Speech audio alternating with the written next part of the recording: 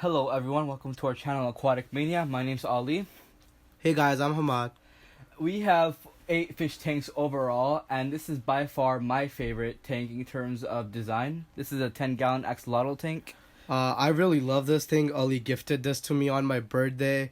I really enjoy him, like feeding him and everything, cause this is something rare. Like you don't really get to see them in like regular pet stores like PetSmart or Petco. And if you see, like, it's a really low maintenance thing. All I really have to do is like feed him on time, keep the water clean. That's really it about him. On the left we have a wooden cave for the Axolotl to hide in, and then in the middle we have this driftwood piece and the plastic plant behind it for show.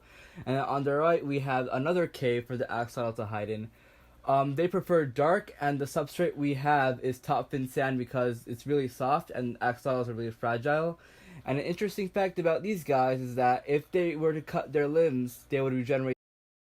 And over here we have a 40-gallon fish tank with different types of goldfish, 3 types of tetras, 2 types of sharks, and a catfish. So I have a rainbow shark in here, a albino rainbow shark, and I also have a eclipse catfish in here. Plus, I don't have a heater in here because goldfish do prefer like cold water around like 60s, and usually I check the temperature in this tank. It stays around like 67 to 65, or sometimes like if if it's sunny, it just goes up to 68. Other than that, like the aquascape, or you can say the decoration, I don't really like it. I think it's still like in work progress for me because I think I can do better job on it. But personally, Ali really like it.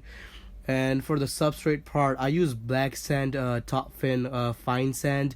I really like it because you don't have to rinse them a couple of times. I just rinse it like one time, and they're like really good to go. And over here we have a 10-gallon tank for our red-tailed catfish, which is a temporary setup. We also have an albino paradise fish. I see the design on this tank is really interesting. There's a lot of different types of hidings.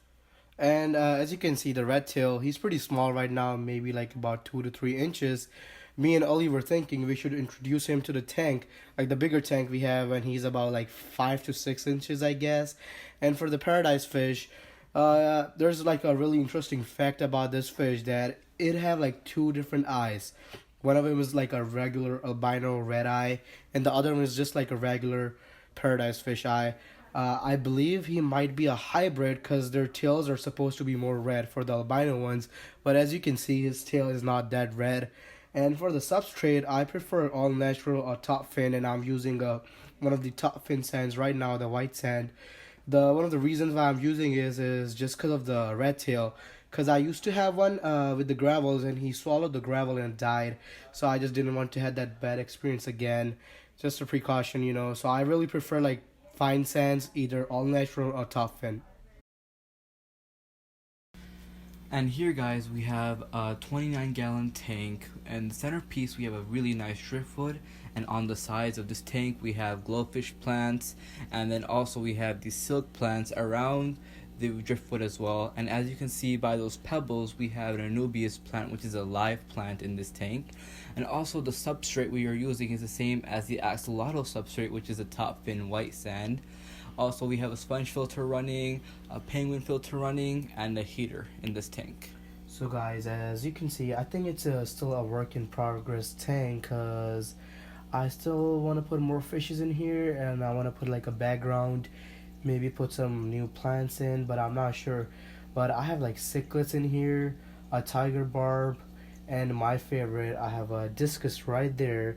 As you can see, that thing's pretty like dope. I like it, the red eyes. And I got a Bichir cichlid in here.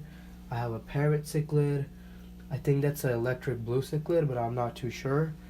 And I think that's a bumblebee. Like my cousin gifted that to me, so I'm not too sure.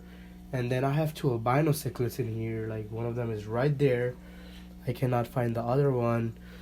Plus I have a Chinese eater in here too. Oh, there's the other albino cichlid. And I have a Chinese eater somewhere in here. The Chinese algae eater. Oh, he's right there, right on the spike. And then I have a butterfly loach right there. I got a Bichir in here. He's right there on the corner, right on top of the heater. Plus, I have a big, like a little big eclipse catfish in here. He's always under that sponge filter, but it's just like hard to see him. And for people who are curious that why I have a why the water is murky, that's just because of the driftwood. Like there's really nothing wrong with it, but overall I really like the tank, but I still want to do more like the background, the plants and all. But you know, you guys can just let us know. So guys, here we also have a 29-gallon tank. As you can see, I have like few cichlids in here. I don't know their exact names, but all I know that they do belong to the peacock family. Other than that, I have a yo-yo loach, which is an algae eater. He's right in there in the cave. And then I have a ornate Bichir, you know, however people say it. He's right there between those rocks, or like a cave type thing you can say. And so for the design, guys, this was like a team effort from me, Hamad, and another cousin. And so on the left there, we have these two stones that are lined up together for a hiding. So some fishes usually just stay there. There's two rocks right by it and these live plants that look really nice.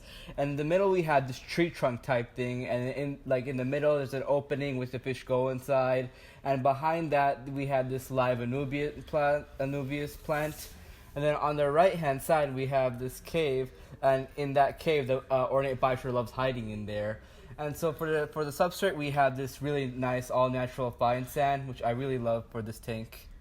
And then guys, as you can see for the mesh lid, I know it's not proper, it's just a plastic piece right now, but you know, I'm just trying to find a good deal for a proper hood with the perfect lighting and everything, but I just still haven't found something that really clicks. So guys, here we also have a 20-gallon long tank. This is basically Ali's tank. I personally love this thing, the decoration and the fishes. I really enjoy it. And as you can see, like for the hood, we are also missing the hood for this tank too. I still haven't found anything. I'm looking for it, you know, like I'm looking for a good deal for both of them. Hopefully soon I will find it. And I really like the decoration in here, and all of this is done by Ali by himself. Yeah, guys, so the fish I have here are I have guppies in here, and I have 2 kois and 2 snails in here. I have 4 male guppies and 8 female guppies, and as you guys can see, the koi are in here for a temporary amount of time. We have a bigger space to release them in. And for the decorations, I have this really big, nice tree in the middle with that kind of bridge thingy. And then in the back, we have these plants, because we also have guppy fry in here. So the guppy, they usually breed and then they give birth. And then the fries are also in this tank right now too. And then we also have that live Anubias plant in that middle with the rocks around it. And then for the substrate, we are using top fin black sand.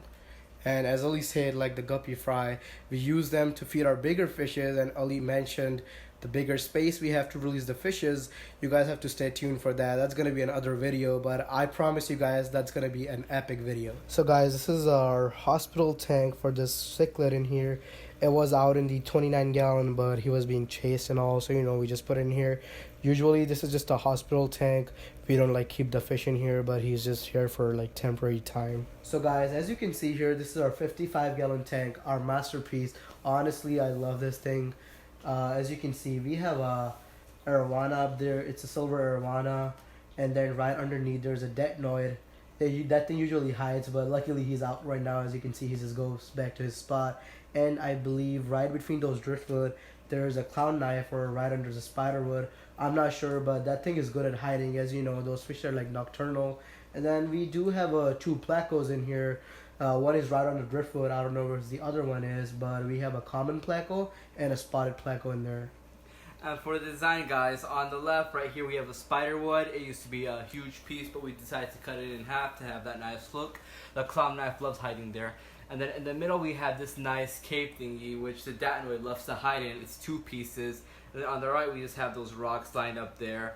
For the substrate, we are using top fin black sand. And then the bubblers on the corners of the tank, the arowana loves surface agitation, and it also produces extra oxygen for the tank. We are running a penguin dual filter, which is up to 75 gallons for the tank, and also a heater. So like as you can see, the aerator, I prefer it because it just like creates more oxygen, which is good for the fishes. As you know, like we carry some big fish in this tank.